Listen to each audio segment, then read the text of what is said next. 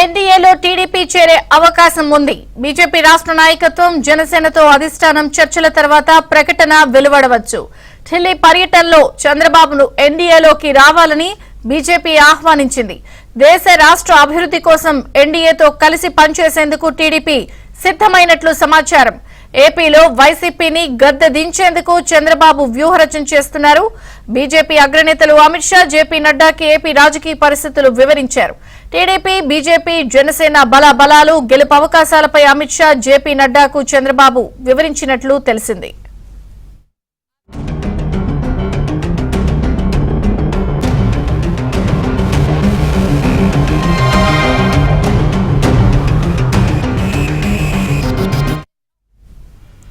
త్వరలో ఎన్డీఏలోకి టీడీపీ చేరే అవకాశం ఉంది. బీజేపీ రాష్ట్ర నాయకత్వం జనసేనతో అధిష్టానం చర్చల తర్వాత ప్రకటన వెలువడవచ్చు. ఢిల్లీ పర్యటనలో చంద్రబాబును ఎన్డీఏలోకి రావాలని బీజేపీ ఆహ్వానించింది.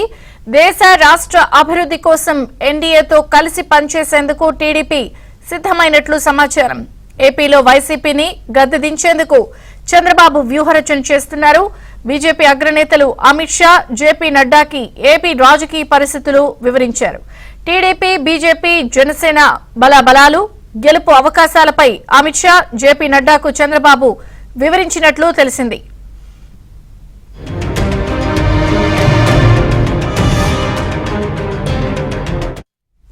త్వరలో ఎన్డీఏలోకి టీడీపీ చేరే అవకాశం ఉంది. ఎన్డీఏలోకి చంద్రబాబును బీజేపీ ఇప్పటికే ఆహ్వానించిన నేపథ్యంలో బీజేపీ రాష్ట్ర నాయకత్వం జనసేనతో చర్చల తర్వాత తదుపరి ప్రకటన వెలువడే అవకాశం కనిపిస్తోంది.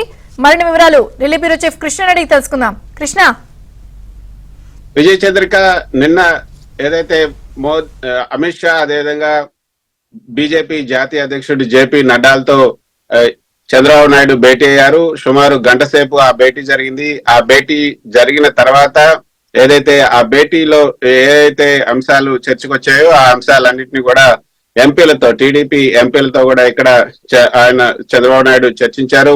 ఈ రోజు కొద్దిసేపు క్రితమే ఆయన ఢిల్లీ నుంచి ప్రత్యేక విమానంలో బయలుదేరి హైదరాబాద్ వెళ్లారు. ఆ తర్వాత అంటే అక్కడ ఏం జరిగింది అన్న దానిపైన అయితే అందరికీ ఉత్కంఠత అయితే నెలకొని ఉంది. అయితే నిన్న జరిగినటువంటి సమావేశంలో ఎన్డీఏలోకి రావాలి అంటూ బీజేపీ నేతలు జేపీ నడ్డా, అమిత్ షా చంద్రబాబు నాయుడుకి విజ్ఞప్తి చేసినట్టుగా తెలుస్తుంది, చంద్రబాబు నాయుడుని కోరినట్టుగా తెలుస్తుంది. అయితే ఎన్డీఏలోకి రావాలని ఎందుకు వీళ్ళు ఇంత పట్టుబడుతున్నారు అన్న దానిపైన అయితే చాలా కథనాలు అయితే ఉన్నాయి. దేశవ్యాప్తంగా ఈసారి 405 సీట్లు సాధించాలన్న లక్ష్యంతో ఎన్డీఏ లక్ష్యంతో ముందుకెళ్లాలి. అదేవిధంగా బీజేపీకే 350 సీట్లు బీజేపీ ఓన్ గా సాధించాలని కూడా లక్ష్యం పెట్టుకున్నారు. అందుకే ఎన్డీఏ మొత్తాన్ని కూడా స్ట్రెంథెన్ చేయాలి దేశవ్యాప్తంగా అని బీజేపీ నేతలు ఇప్పుడు భావిస్తున్నారు. అందులో భాగంగానే ఇదంతా జరుగుతున్నట్లుగా మనకు తెలుస్తూ ఉంది. సో ఈ యొక్క ఎన్డీఏలో భాగంగా ఎన్డీఏను బలోపేతం చేయడం, ఇండియా కూటమిని బలహీనపరచడంలో భాగంగానే ఈ పాత మిత్రులందరినీ కూడా దగ్గరకు చేర్చుకుంటున్నారు. అటు నితీష్ కుమార్ చేర్చుకున్నారు, తర్వాత బిజు జనతాదళ్ నవీన్ పట్నాయక్ ని కూడా